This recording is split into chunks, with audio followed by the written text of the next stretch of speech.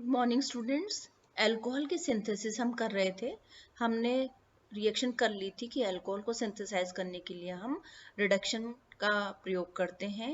Reducing agent हम लेते हैं lithium aluminium hydride, sodium borohydride, sodium alcohol, या हम हाइड्रोजनेशन करा देते हैं निकल प्लेटिनम और प्लेटिनम की उपस्थिति में।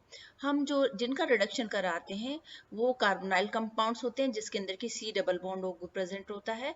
ये एल्डिहाइड कीटोन हो सकते हैं, एसिड्स हो सकते हैं, या एस्टर हो सकते हैं।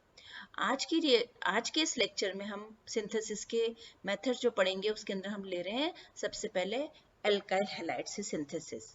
एल्काइल हैलाइड से हम किस तरह से सिंथेसिस करवा सकते हैं।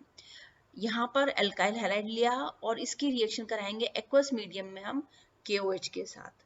एक्वस KOH के साथ हम इसका हाइड्रोलिसिस कराएंगे। ये रिएक्शन न्यूक्लियोफिलिक सब्स्टिट्यूशन रिएक्शन होगी और हमको फॉर ये जो एल्डिहाइड है, जो ये एल्काइल हैलाइड है, उससे हम अल्कोहल प्राप्त करेंगे। एक ये जो Br ग्रुप है यहाँ से निकल जाएगा, ये वाला जो Br ग्रुप है वो यहाँ से निकल जाएगा और उसकी जगह न्यूक्लियोफाइल है और उसकी जगह ये OH न्यूक्लियोफाइल रिप्लेस हो जाएगा।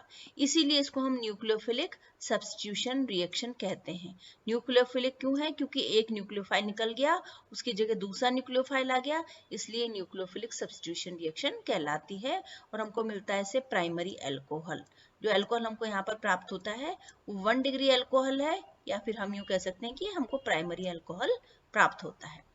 अगर हम यहाँ पर सेकेंडरी एल्डिहाइड लेते हैं तो हमको सेकेंडरी अल्कोहल प्राप्त होता है। रिएक्शन सेम वैसे ही होती है न्यूक्लियोफिलिक सब्स्टिट्यूशन से, लेकिन हमको यहाँ पर इस Br के स्थान पर यहाँ पर ये OH ग्रुप सब्स्टिट्यूट कर जाता है, KBr बन जाता है और यहाँ पर हमको सेकेंडरी अल्कोहल प्राप्त होता है।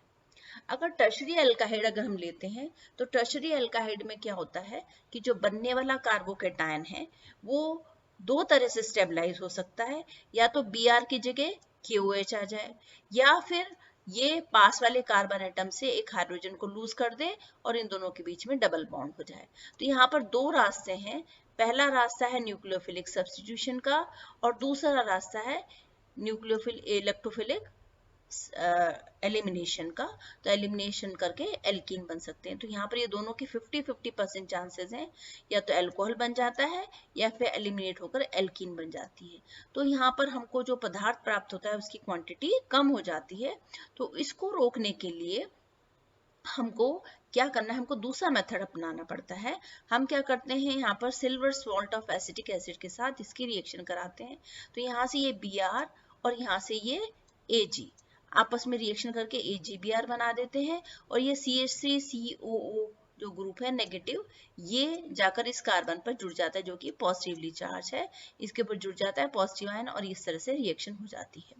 इसका हम NaOH के साथ हाइड्रोलिसिस कराते हैं तो हमको मिलता है CH3COO, ये वाला जो पोर्शन है CH3COONA, ये रिएक्शन कर जाता है और यहाँ पर ये OH ग्रुप यहाँ पर जुड़ जाता है। तो इस वाले सब्स्टिट्यूशन में क्योंकि ये बड़ा ग्रुप निकल रहा है तो यहाँ पर हिंड्रेंस हो जाती है, इसके कारण यहाँ पर एलिमिनेशन नहीं हो पाता है और सीधे हमको प्रोपेनॉल प्राप्त हो जाता है। तो 3rd डिग्री अल्कोहल हमको प्राप्त हो जाता है, 3 डिग्री अल्कोहल या टर्शरी अल्कोहल हमको प्राप्त हो जाता है। तो यहाँ पर एलिमिनेशन को रोकने के लिए हम इसकी रिएक्शन पहले सिल्वर सॉल्ट के साथ कराते हैं, एसिटिक एसिड के सिल्वर सॉल्ट के साथ, और उसके बाद हम इसका हाइड्रोलिसिस कराते हैं।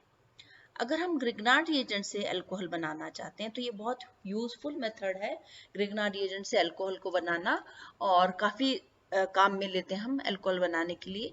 तो ये बहुत अच्छी रिएक्शन है जिसमें हम लेते हैं Grignard reagent CH3 MgBr RMgBr और उसकी हम किसी भी एसिड या एस्टर के साथ हम रिएक्शन करवाते हैं।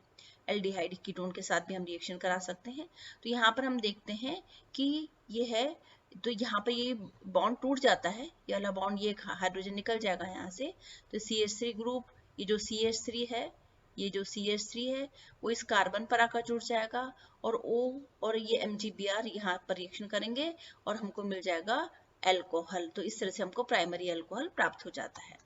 अगर हम लेते हैं इथिलीन ऑक्साइड लेते हैं, इथिलीन ऑक्साइड होता है CH2CH2O, इसकी RMgBr के साथ रिएक्शन कराते हैं तो सेम ऐसे ही होता है, ऑक्सीजन और कार्बन के बीच का जो बॉन्ड है वो टूट जाता है, एक कार्बन पर पॉजिटिव चार्ज, ऑक्सीजन पर नेगेटिव चार्ज। इसी तरह से यहाँ पर भी ये बॉन्ड है, टूट जाता है, और इस वाले कार्बन पर पॉजिटिव चार्ज और इस पर पॉजिटिव चार्ज, और कार्बन पर नेगेटिव चार्ज आता है, इस पर नेगेटिव चार्ज आ जाएगा, और ये Mg जुड़ जाएगा ऑक्सीजन पर और CH3 जुड़ जाएगा यहाँ पर, और रिएक्शन इस तरह से होगी। इसका हाइड्रोलिसिस करने पर हमको अल्कोहल प्राप्त हो रहे हैं। यहाँ पर भी हमको प्राइमरी अल्कोहल ही प्राप्त हो रहे हैं।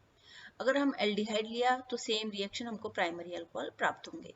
अगर हम कीटोन लेते हैं यहाँ पर तो हमको सेम हाइड्रोलिसिस होता है और हमको मिलता है सेकेंडरी अल्कोहल, हमको सेकेंडरी अल्कोहल प्राप्त होते हैं कीटोन के साथ। एल्डिहाइड के साथ भी हमको सेकेंडरी अल्कोहल प्राप्त हो रहे हैं, और कीटोन के साथ हमको टर्शरी अल्कोहल प्राप्त होते हैं। तो इस तरह से हम ग्रिग्नार्ड एजेंट के साथ रिएक्शन करके अल्कोहल्स को सिंथेसाइज कर सकते हैं।